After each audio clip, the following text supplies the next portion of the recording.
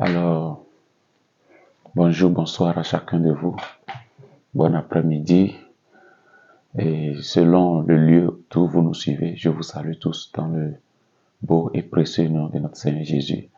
Nous voici encore réunis en ce lieu. Nous voici encore pour continuer sur notre série d'enseignements. Et avant de continuer toute chose, je voudrais que nous prions. Je prie dans le nom de Jésus. Seigneur, merci pour ce moment d'enseignement. Merci pour ce moment d'écoute. Je prie pour tous les interlocuteurs. Je prie pour tous ceux-là qui sont connectés. Seigneur, touche chacun d'eux. Que cet enseignement fasse du bien à quelqu'un au nom de Jésus. La vie de quelqu'un ne sera pas le même dans le nom de Jésus. Merci Seigneur parce que tu l'as fait. Et je sais que tu feras au-delà. Au nom précieux de Jésus, nous avons ainsi prié. Amen, amen, amen. Que le Seigneur vous bénisse tous. Alors, nous voici encore ici en ce lieu pour continuer l'enseignement, la série d'enseignements sur les songes et les rêves. Et il y a de cela 2 jours, nous avions parlé de l'introduction. Nous avons introduit en général. Et aujourd'hui, ce sur quoi nous allons nous baser, sur la définition, ou pour ne pas dire la différence entre songe et rêve. Pourquoi songe et pourquoi rêve? Quelle est la différence? Je sais que beaucoup parmi vous déjà le savent, mais je voudrais juste le rappeler pour ceux qui le savent. Et je voudrais le faire comprendre pour ceux qui ne le savent pas. Il n'y a pas de grande différence. Et notre test de base se trouve dans Job 33, verset 14. Comme vous le saviez déjà. Job 33, verset 14. Qui dit ceci. Tantôt, cependant, Dieu parle tantôt d'une manière, tantôt d'une autre, et l'on n'y prend point garde. Et le verset 15 dit,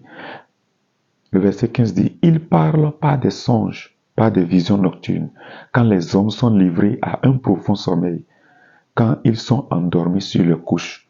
Donc voilà le passage principal sur lequel nous allons étudier, sur lequel nous allons parler tout au long de cette série d'enseignements. Et c'est le verset 15 surtout qui est important. Il dit, il parle pas des songes, pas des visions nocturnes, quand les hommes sont livrés à un profond sommeil, quand ils sont endormis sur leur couche. Voilà notre texte de base, Job 33, à partir du verset 14 jusqu'au verset 18. Alors, ce jour, je voudrais rapidement nous parler de la différence entre songe et rêve, avant de continuer. Pourquoi songe, pourquoi rêve?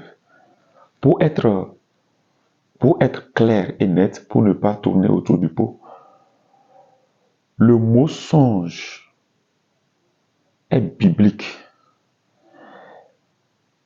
Le terme songe est utilisé dans la Bible. Par contre, le terme rêve n'est pas utilisé dans la Bible.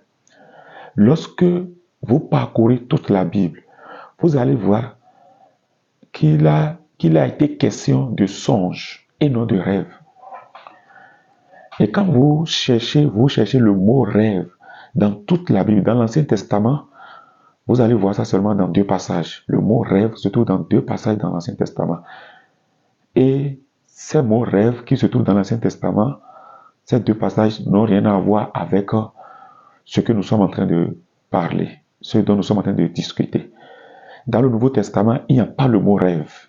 Le mot rêve n'existe pas dans le Nouveau Testament. Alors c'est dans l'Ancien Testament qu'il y a seulement 2 passages qui parlent de rêve, mais qui n'ont pas rapport à ce que nous sommes en train de dire. Mais la Bible parle de songe quand il s'agit alors de l'expérience que l'homme vit dans le sommeil. La Bible parle de songe. De l'Ancien Testament, quand vous fouillez dans l'Ancien Testament, vous verrez que le mot songe est répété plusieurs fois, plus de 100 fois. le mot songe. Dans le Nouveau Testament aussi, le mot songe est répété plusieurs fois. Vous voyez? Donc, songe, c'est beaucoup plus un terme utilisé dans la Bible pour vouloir expérimenter et pour vouloir exprimer ce qui se passe dans le sommeil, l'expérience que l'homme vit dans le sommeil, le film que l'homme vit dans le sommeil. Donc, quand la Bible parle de songe, toutes les fois que la Bible a parlé de songe, il a été question d'une expérience nocturne, d'une expérience dans le sommeil. Voyez? Et maintenant, nous allons voir le mot rêve. Voyez? Rêve. Le mot rêve n'est pas dans la Bible, n'est pas utilisé par la Bible. Cependant, c'est un mot qui est connu par tout le monde quand il s'agit de l'expérience que l'homme vit dans le sommeil. Quand on parle de songe, les chrétiens et ceux qui sont habitués à la Bible comprennent qu'il s'agit de ça. Mais quand on parle de rêve, là, tout le monde comprend, chrétien comme païen. Même n'importe qui comprend, même quelqu'un qui n'est pas chrétien, quand on parle de rêve, il sait déjà de quoi il s'agit. Mais quelqu'un qui n'est pas chrétien ou qui n'est pas attaché à la Bible, lorsqu'on parle de songe, il ne peut pas vite cerner. Songe, c'est beaucoup plus pour les lecteurs de la Bible. Songe, c'est beaucoup plus utilisé pour les lecteurs de la Bible, pour faire comprendre, pour passer le message. Mais rêve, c'est utilisé pour tout le monde. Lecteur de la Bible ou non lecteur de la Bible. C'est la raison pour laquelle nous avons choisi ces deux termes. Et ces deux termes ont une même signification. Ce sont des mots de la même famille. Cependant, il y a une petite nuance. Quand on parle de rêve, c'est vrai, rêve peut signifier l'expérience illusoire que l'homme reçoit dans son sommeil.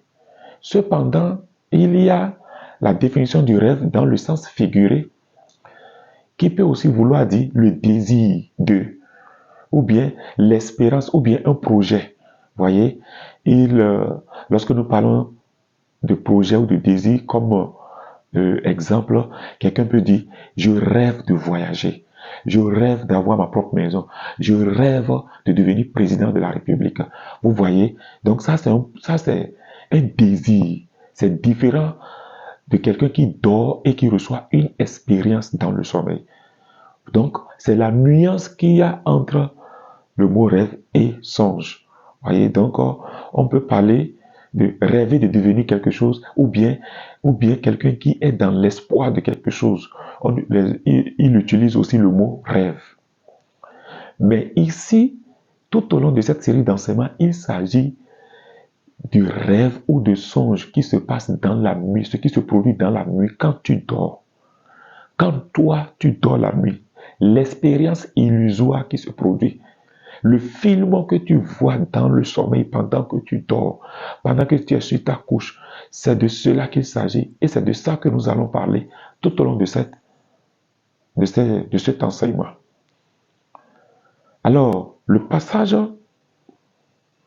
le texte de base que nous avons lu, Job 33, du verset 14 au verset 15, vous savez, ça a été clair, ça a montré clairement que Dieu parle par des songes. Ça, les chrétiens comprennent mieux.